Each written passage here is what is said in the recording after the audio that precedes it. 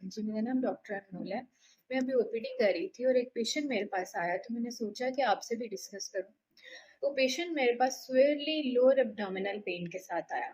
जब उसका अल्ट्रासाउंड किया गया तो उसकी जो ओवरीज थी दोनों साइड की अंडेदानियां वो स्वेल थी और उनमें मल्टीपल लार्ज साइज फॉलिकल्स थे, मोर देन वन। तो जब उससे पूछा गया तो उसने बताया कि वो अंडे बनने की गोलियां खा रही है विदाउट चेकिंग कि उसके अंडे पहले से सही बन रहे हैं या नहीं।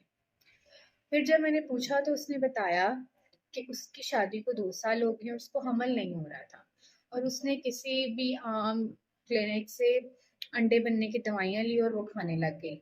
उसने कोई अल्ट्रासाउंड नहीं करवाया, कुछ पहले नहीं करवाया देखने के लिए कि उसके अंडे सही बन भी रहे थे या नहीं।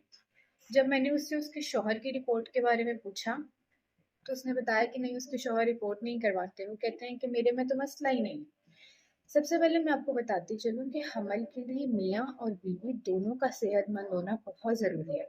अगर आपके अंडे ठीक बन रहे हों और आप अंडे बनने की गोलियां खाएं तो उससे आपका मसला ज़्यादा हो सकता है और हमल के चांस कम हो जाते हैं। दूसरी बात कि अगर मसला शौहर में है तो मेडिकल भी ये कहता है कि जब 2 साल से ज्यादा अरसा हो जाए तो सबसे पहले शौहर का टेस्ट करवाया जाए, फिर फीमेल का।